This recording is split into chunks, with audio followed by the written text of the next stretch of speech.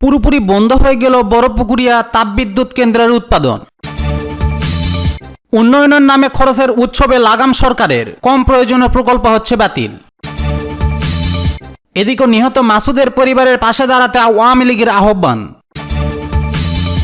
এবং সর্বশেষ জানিয়ে দেব, পোশাক কারখানায় নাশকতার উস্কানিদাতা ছাত্রলীগ নেতা গ্রেপ্তার। শুনছিলেন শিরোনাম, এখন জানিয়ে দিচ্ছি বিস্তারিত। যন্ত্রাংশের অভাবে দিনাজপুরের বড়পুকুরিয়ায় তাপবিদ্যুৎ কেন্দ্রের উৎপাদন পুরোপুরি বন্ধ হয়ে গেছে। তৃতীয় ইউনিটে সোমবার 9 সেপ্টেম্বর সকাল থেকে বন্ধ হয়ে গেছে। আগেই বন্ধ ছিল 2টি ইউনিট, ফলে একেবারেই বন্ধ হয়ে গেল কেন্দ্রটির বিদ্যুৎ উৎপাদন। তৃতীয় ইউনিটটির 300 মেগাওয়াট ক্ষমতা সম্পন্ন ছিল, যা থেকে 210 মেগাওয়াট বিদ্যুৎ উৎপাদন হতো। 125 মেগাওয়াট ক্ষমতা সম্পন্ন 1 ও 2 নম্বর ইউনিটের মধ্যে দ্বিতীয় ইউনিট 2020 সাল থেকে সার্ভিস না করায় বন্ধ হয়ে রয়েছে। 1 নম্বর ইউনিটটি চালু থাকলেও গত কয়েকদিন ধরে বন্ধ রয়েছে। ফলে বড়পুকুরিয়ায় তাপবিদ্যুৎ কেন্দ্রের আপাতত বিদ্যুৎ উৎপাদন সম্পন্ন বন্ধ রয়েছে। তবে 1 নম্বর ইউনিটটি আজ বা কালকের মধ্যে চালু করা হবে বলেও কর্তৃপক্ষ জানিয়েছেন। এটি চালু হলে 60 থেকে 65 মেগাওয়াট বিদ্যুৎ উৎপাদন হবে। তাপবিদ্যুৎ কেন্দ্রের এমডি আবু বক্কর সিদ্দিক মুঠোফোনে জানান, চায়নার হারবিম কোম্পানির সাথে চুক্তি অনুযায়ী আগামী 2025 সাল পর্যন্ত তারা কেন্দ্রটির যন্ত্রাংশ সরবরাহ সহ রক্ষণাবেক্ষণ করার কথা রয়েছে। কিন্তু দীর্ঘদিন ধরে তারা কোনো প্রকার যন্ত্রাংশ সরবরাহ না করায় কেন্দ্রটি কোনো মতে চালানো হচ্ছিল। কেন্দ্রের গভর্নর সিস্টেমের 2টি পাম্পের একটি 2022 সাল থেকে অকেজো। সেই একটি পাম্প দিয়ে কেন্দ্রীয় গত 7 সেপ্টেম্বর চালু করা হয়, কিন্তু সর্বশেষ পাম্পটিও অকেজো হয়ে পড়ায় 9 সেপ্টেম্বর সকাল 6টা থেকেই বন্ধ হয়ে যায় বিদ্যুৎ কেন্দ্রটি। তিনি আরও বলেন, কয়লা সংকট না থাকায় বিদ্যুৎ কেন্দ্র চালাতে কোনো অসুবিধা হচ্ছিল না। কেবলমাত্র যন্ত্রাংশ ও রক্ষণাবেক্ষণের অভাবেই কেন্দ্রটি পুরোদমে উৎপাদনে যেতে পারছে না গত 2020 সাল থেকেই।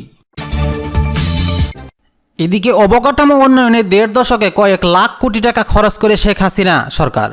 দৃশ্যমান হয় মেগাস্ট্রাকচার, সুবিধাও পাচ্ছে জনগণ। তবে বেশিরভাগ প্রকল্পের খরচের পরিমাণ নিয়ে ছিল প্রশ্ন। কোনো ক্ষেত্রে এশিয়া তো বটেই, পৃথিবীর সবচেয়ে ব্যয়বহুল উন্নয়ন হয়েছে এই দেশে।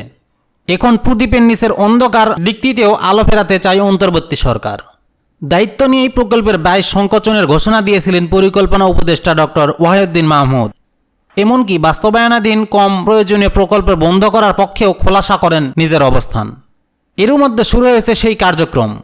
উন্নয়ন প্রকল্পের নামে টাকা খরচের উৎসবে লাগাম টেনে ধরা শুরু করেছে পরিকল্পনা মন্ত্রণালয়। এরই মধ্যে ফেরত পাঠানো হয়েছে কয়েকটি মন্ত্রণালয়ের 13টি প্রস্তাব। সংসদ বিলুপ্ত হওয়ায় এমনিতেই বেঁচে গেছে এমপিদের জন্য বরাদ্দের প্রায় হাজার হাজার কোটি টাকা। ভাবা হচ্ছে মেগা অবকাঠামোর বিকল্প উন্নয়ন নিয়েও। বিশ্লেষকরা বলছেন, অর্থ সাশ্রয়ের যৌক্তিক কারণেই কাটছাঁট হতে পারে উন্নয়ন বাজেট। পরামর্শ ও নজর দিতে হবে উন্নয়ন ব্যয়েও। জানা গেছে, পরিকল্পনা মন্ত্রণালয়ের ফেরত পাঠানোর প্রকল্পের মধ্যে রয়েছেন তিলমারি নদীবন্দর, মাতারবাড়ি বন্দর উন্নয়ন, কালুরঘাটের রেল ও সড়ক সেতু, রংপুর সিটি কর্পোরেশনের সড়ক উন্নয়ন ও ফরিদপুর বরিশাল কুয়াকাটা মহাসড়ক 4 লেন করতে ভূমি অধিগ্রহণ। ফেরত পাঠানোর পাশাপাশি খতিয়ে দেখা হচ্ছে চট্টগ্রাম কক্সবাজার হাইওয়ের improvement project, Chattogram 2000 dual gauge rail route এবং মেট্রো রেল লাইনের 1 ও 5 প্রকল্পের খরচ।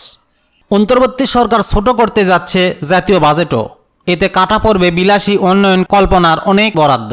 ব্যয় সংকোচনের এই নীতি সমর্থনযোগ্য বলে মনে করেন সিপিডির গবেষণা পরিচালক খন্দকার গোলাম মোয়াজ্জেম। তিনি বলেন, পরিকল্পনা সংক্রান্ত ব্যয়, যানবাহন ও একই সঙ্গে যন্ত্রাংশ কেনাসহ নানান খাতে ব্যয় সংকোচন করতে হবে। প্রকল্পে বিপুল পরিমাণ অর্থ রাখা হয় ইনভেস্টমেন্টের নাম করে। যেহেতু প্রকারান্তরে প্রকল্পের ব্যয়ের সাথে এটি খরচ দেখানো হয়, এগুলো রাখার প্রয়োজনীয়তা নেই।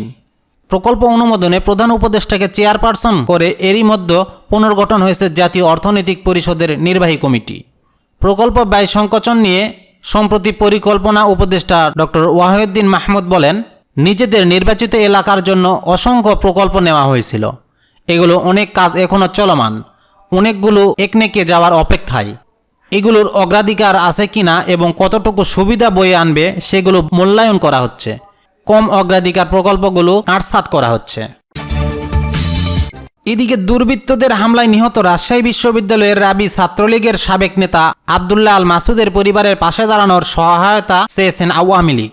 সোমবার 9 সেপ্টেম্বর সন্ধ্যায় আওয়ামী লীগের ভেরিফাইড ফেসবুক পেজে এ পোস্ট করেন দলীয় নেতাকর্মী ও সমর্থকদের প্রতি এক আহ্বান জানানো হয়। ফেসবুক পোস্টের একটি ব্যাংক হিসাব নম্বর ও মোবাইল ব্যাংকিং তথা বিকাশ এবং নগদ নাম্বার দেওয়া হয়েছে। এছাড়াও দেওয়া হয় অগ্রণী ব্যাংকের একটি সঞ্চয় হিসাব নম্বর। নম্বরগুলো মাসুদের স্ত্রী বিউটি আরা বেগমের বলে উল্লেখ করা হয়েছে। শনিবার 7 সেপ্টেম্বর দিবাগত রাতে রাজশাহীর বিনোদনপুরে নিজের কন্যা শিশুর জন্য ঔষধ আনতে গেলে দুর্বৃত্তরা গণপিটুনি দেয় মাসুদকে। মৃত্যুর মাত্র 5 দিন আগে ফুটফুটে কন্যা সন্তানের বাবা হয়েছিলেন মাসুদ। আওয়ামী লীগ থেকে দাবি করা হয় মাসুদকে হত্যা করেছে জামাত ও শিবিরের নেতাকর্মীরা। আওয়ামী লীগের ফেসবুক পোস্টটিতে রাত 11টার দিকে দেখা যায় প্রায় 4400টি মন্তব্য করা হয়েছে। প্রতিক্রিয়া দেখিয়েছে 26,000 ফেসবুক ব্যবহারকারী। অবশ্য পোস্টের নিচে অনেক প্রশ্ন তুলেছেন। আওয়ামী লীগের সম্পদশালী কোনো নেতা কেন মাসুদকে সাহায্য সহযোগিতা করছে না? তারা তো গত 15 বছরে অনেক অর্থ সম্পদের মালিক হয়েছেন।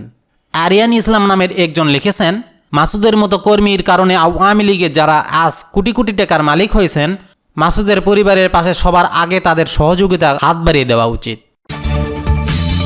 এদিকে পোশাক কারখানায় অস্থিতিশীলতা সৃষ্টির উস্কানিদাতা ছাত্রলীগ নেতা ইশতিয়াক আহমেদ হৃদয়কে নেত্রকোনার কেন্দুয়া থেকে গ্রেপ্তার করেছে পুলিশ। আজ সোমবার 9 সেপ্টেম্বর নেত্রকোনা জেলা পুলিশ তাকে গ্রেপ্তার করে।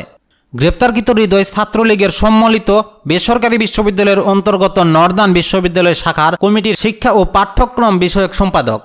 সম্প্রতি সামাজিক মাধ্যমে পোশাক শ্রমিকদের উদ্দেশ্যে উস্কানিমূলক বক্তব্য দিয়ে ভাইরাল হন ইশতিয়াক।